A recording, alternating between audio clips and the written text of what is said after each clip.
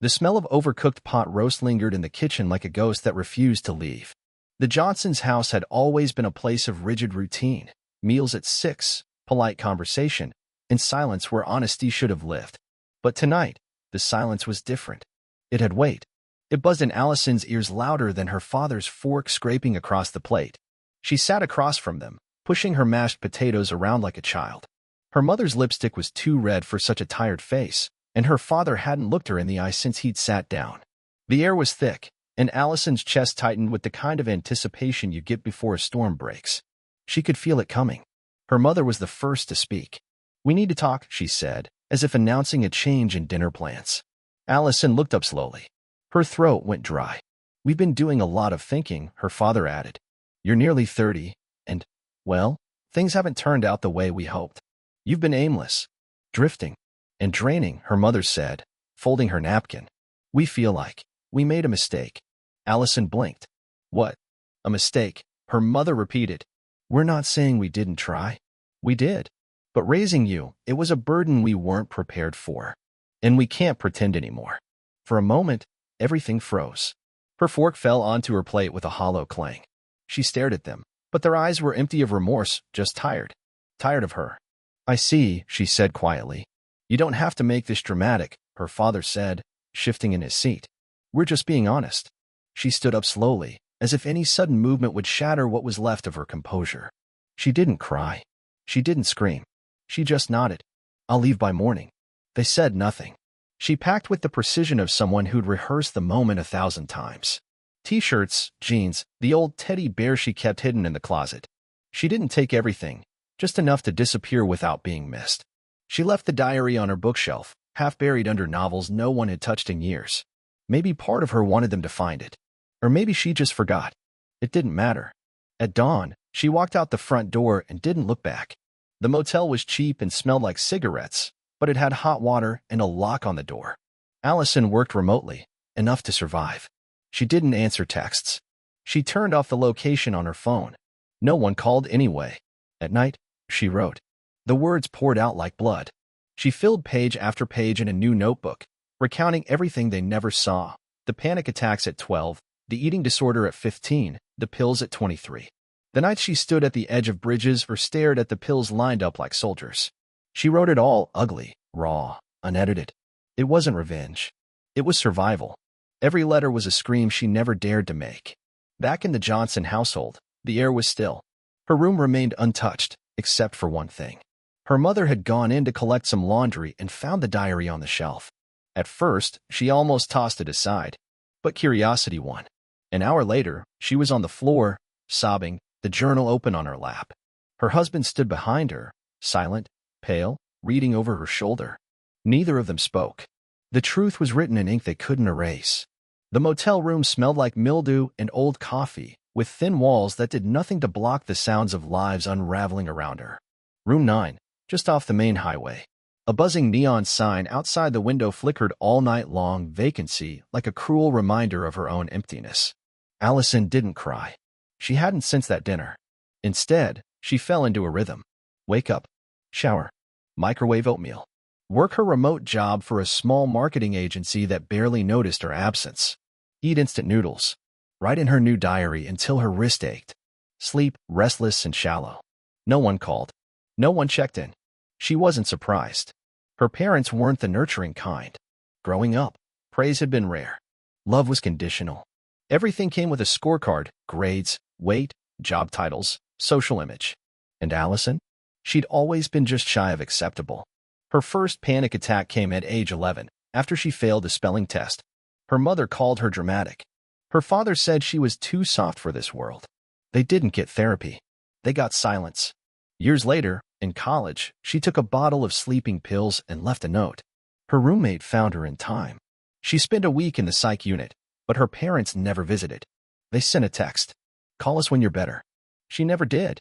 The motel clerk, Gary, was in his 60s, with yellow teeth and a habit of watching people a second too long. He tried to make small talk when she checked in. "Running from something?" he asked, half joking. "No," she said. "Already ran." He laughed, but her eyes stayed cold. He didn't ask again. Every day, she wrote more. This diary wasn't like the old one. It was sharper, more honest. She chronicled her life like a crime scene. Every bruise unseen, every cut ignored. She didn't write for catharsis. She wrote because it was the only thing keeping her sane. One night, she wrote a letter. She didn't plan to send it, but the words came anyway. You said I was a mistake, but I survived the mistake. I built something from the scraps you left me. And I'm not asking you to regret what you said. I'm asking if you ever noticed who I really was, beneath the quiet, beneath the obedience. She ripped it out and burned it in the motel trash can.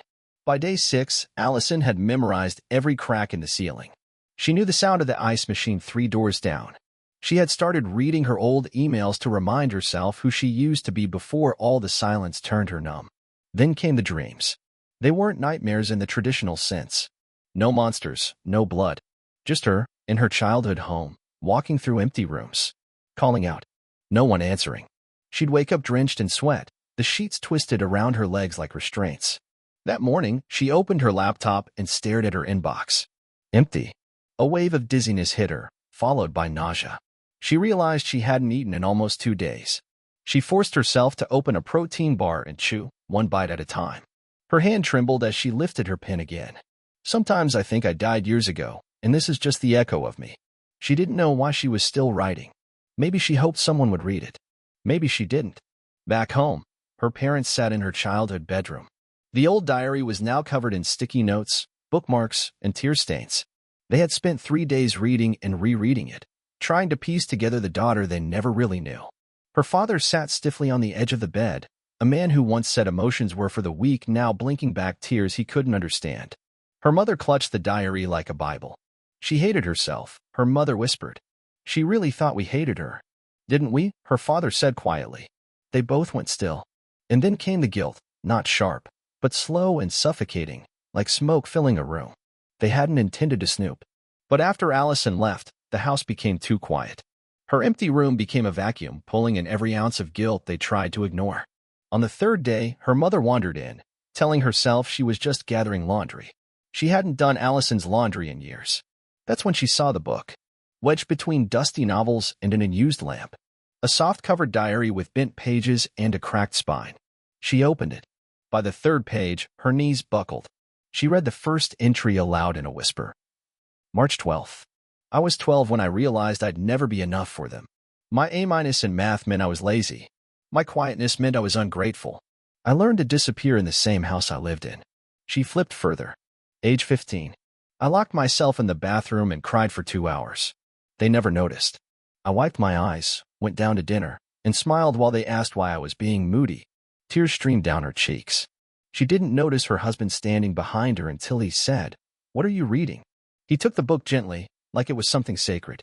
They sat together for hours that night, reading the rest. They learned about her fear of failure, her therapy sessions they never supported, the heartbreak she'd gone through without a single parental shoulder to lean on. But the real punch came in the middle, an entry dated just 1 week before she left. They'll never love me. Not the real me. Just the version they invented, successful, polished, grateful. And I played along so long I forgot who I really was. I think I'm vanishing, bit by bit. But if I go, will they notice? Her mother broke into sobs so violent she had to clutch the mattress. Her father didn't speak, just turned the page with trembling fingers. They say love is action, but I only ever saw expectations. Their version of, I love you sounded like, why can't you be more like other kids? So I became no one. It was safer that way. The final entry wasn't dated. It looked newer, as if written right before she left. They said they regretted having me. I didn't argue. I just packed. What is there to say when your creators confess they wish you hadn't been created? I hope one day they find this. Not to hurt them, just so they'll know. I didn't want to leave in anger. I just wanted to stop feeling like a ghost in their house. They didn't speak for a long time. At midnight, her father stood and said, "We have to find her." They didn't have an address. She'd left no note, no forwarding information. But her mother remembered a name, Gary, scribbled on the back of a receipt Alison had left behind. It was for a roadside motel. Old school. Somewhere near the Oregon coast. They drove for hours the next morning, stopping at every cheap motel until they finally found the one. Yes, Gary said. Room 9. Checked in a week ago. Haven't seen her in a couple days, though. Can you check on her? Her mother asked. He narrowed his eyes but nodded. A knock. No answer. Another. Then the master key clicked. The room was dark. A single notebook sat on the table, open to a blank page. The bed was made. The air smelled like lavender and something else, burned paper. Her mother rushed in. Alison? No answer. Then, from the bathroom, the sound of running water. And a voice. Mom. Alison stepped out, towel wrapped around her. She was thinner. Her face pale, but her eyes wide. For a second, no one spoke. Then her mother dropped to her knees and clutched her. I read it, she choked. All of it. I didn't think you would. We didn't know. We didn't see. Alison didn't cry. She just stood there, stiff, until finally her arms moved and she hugged her back. I didn't write it for you, she said softly. I wrote it for me. Her father stepped forward, his face wet with tears. But we needed to read it. She looked at him and said the one thing they'd never expected. I'm not your mistake. I'm just your daughter. And I deserved better. They drove home in silence. The three of them, Alison in the back seat, her mother watching her through the rearview mirror like she was afraid she might disappear, her father gripping the wheel like it was the only thing keeping him grounded. The house felt different when they returned. It wasn't the same polished tomb Alison had left behind. It was smaller, quieter.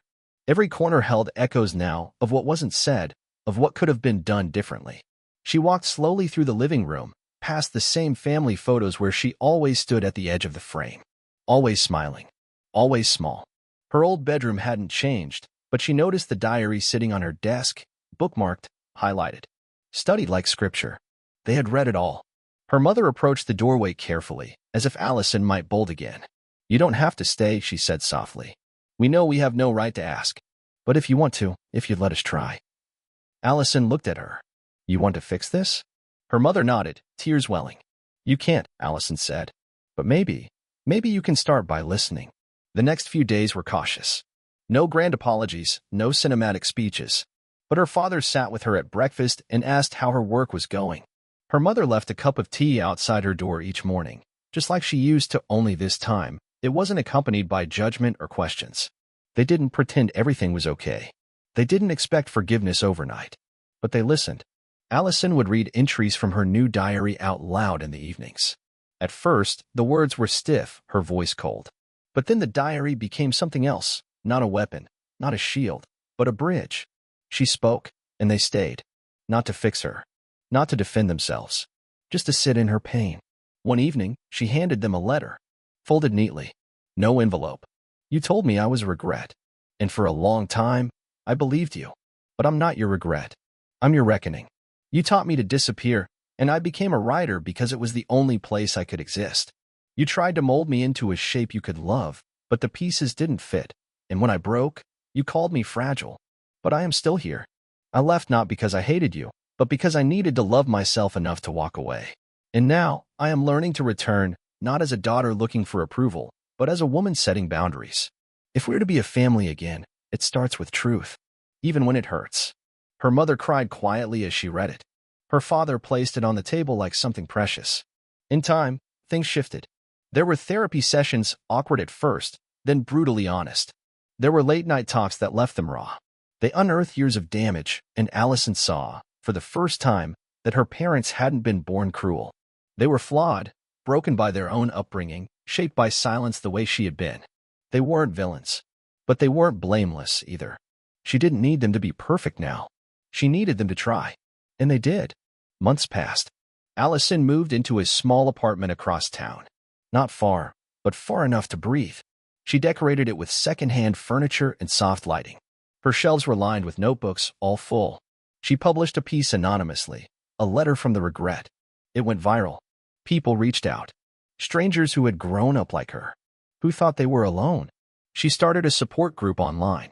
Invisible Daughters. Within weeks, it had over 10,000 members.